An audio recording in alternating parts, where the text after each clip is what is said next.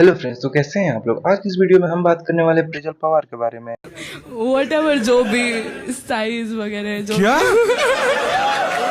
तो देखो यार, जब कोई अपनी बॉडी डोनेट करता है ना, तो वो किसी कंसेंट के हिसाब से करता है कि उसके बॉडी का यूज रिसर्च के लिए यूज होगा। और यहाँ सेजल ने वो कंसेंट ब्रेक किया था और साथ में उस पर गलत टिप्पणियां भी दी थी, जिसके कारण उन्हें 15 दिनों के अवकाश मिल गई। आम्हाला अशी सूचना मिळाली आहे की सोशल मीडियाद्वारा एक क्लिप व्हायरल होत आहे जिथे आमची एक स्टुडंटनी एक कॉमेडी शोमध्ये काही आपत्तीजनक अशी टिप्पणी केली आहे मृतदेहाबद्दल।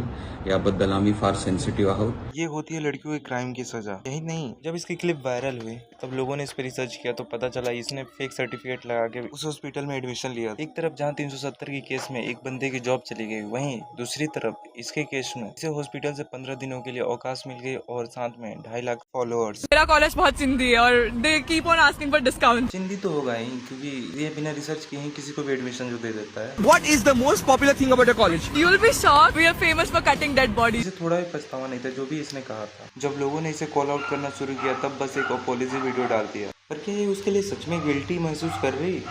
What? तेरा फेमस और कुछ गुंडे वाली कॉलेज है भाई। एक would you date guys from your college? No, they are very young. तो जिन लोगों को पता नहीं उनको बता दो कि इसका वेद नाम का बॉयफ्रेंड रह चुका है। तो ये उसके साथ हैंग आउट और क्लबिंग वगैरह करती थी। एक बार ये किसी मुंबई के क्लब में गई थी, वहाँ पर उसे पृथ्वी शॉ मिल गया। उधर इन लोगों ने बातचीत किया, नंबर्स एक्सचेंज किए, फिर कुछ महीने बाद अपने बॉयफ्रेंड को डंप करके इसके साथ रिलेशनशिप में आ गई।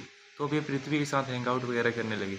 फिर इसने पृथ्वी के एक फ्रेंड के साथ रिलेशनशिप में आ गई और पृथ्वी को डंप कर दिया। Ugly. Okay. What is one red flag about your college? That the college faculty is toxic. But the college faculty is toxic. Your dead bodies. What the hell? और काफ़ी चीज़ें ऐसी सुनने में आ रही कि ये एकेडमिक्स में अच्छे मार्क्स लाने के लिए ये टीचर्स के साथ फिजिकल रिलेशनशिप रखती और बाद में उन पर सेक्सुअल हैरेसमेंट का केस कर दिया।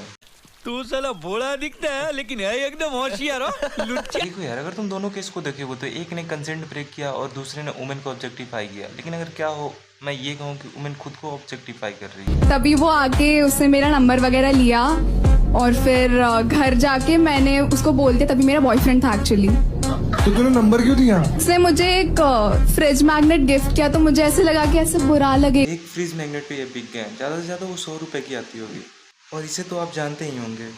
मैं 2 रुपए के रोल के लिए किसी के साथ नहीं सॉरी सर, एक्सक्यूज मी। कोई अगर दुबई का शेख मेरे ऊपर 10-15 करोड़ रुपए फेंक के मार दे मेरे मुंह पे, then may be I can consider. But देखा आपने लापरवाही का नतीजा है। सुनो, जब तुम्हारे जेब में होगी मोटी गड्डी तब हर लड़की बोलेगी आओ खोल दो मेरी पेंट। बेशक मेरा एक्स जितना मर्जी छिनार, जितना मर्जी हरामी था, लेकिन जो ये 370 वाला था ना, 370 वाला बिरयानी गाय, इसके जितना छिनार, इसके जितना बड़ा मादरचोद इंसान नहीं था। हाँ तो दीदी, आपने उसका कैरेक्टर तो बता दिया, पर आपका क्या? आपका कैरेक्टर कैसा है? आपने खुद को देखा है? दादा why? This is business. तो वो किसी और लड़की का सोता है? He doesn't. I do.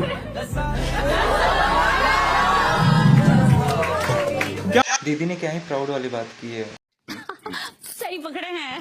देखो यार, उसी शो की कई सारी क्लिप्स मिल जाएंगी आपको, पर ये फेमस तब हुआ जब किसी लड़के ने गलत टिप्पणी किया। नहीं तो पहले से काफ़ी लड़कियाँ गलत बोलती आ रही थी, जिसमें से मैंने आपको कुछ क्लिप्स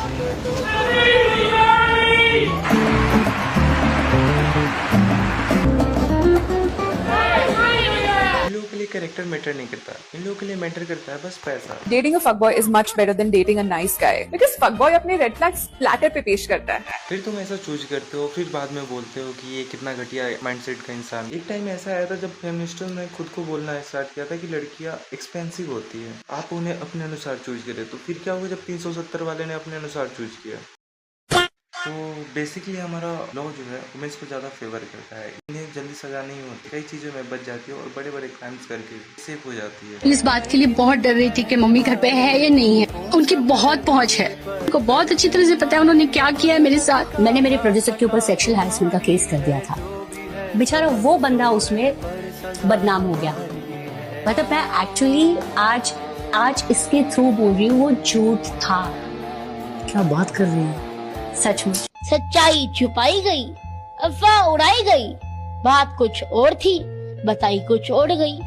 किसी ने सही कहा है, क्योंकि मुझे एक चीज पता है लड़कियों के बारे में कि लड़कियां किसी चीज में बिलीव नहीं करती यार। लड़कियां कुछ नहीं होती लड़कियां, केवल वो होती हैं जो होने में उनका फायदा है। और ये मैं कुछ नेगेटिव इमोशन के साथ नहीं बोल रहा हूँ, ये तो मैं एडमायर करता हूँ कि दे आर ट्रू सर्वाइवर्स। वो केवल वो चीज बोलती है जो बोलने में उनका फायदा है।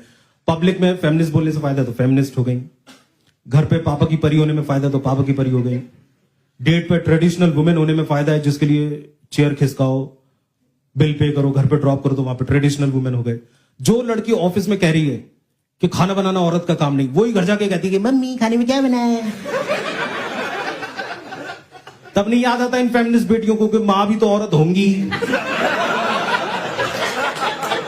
क्योंकि मां फेमिनिस्ट होगी तो घाटा फिर उसमें। मम्मी खाने में क्या है बेटी, आज इक्वालिटी का भरता।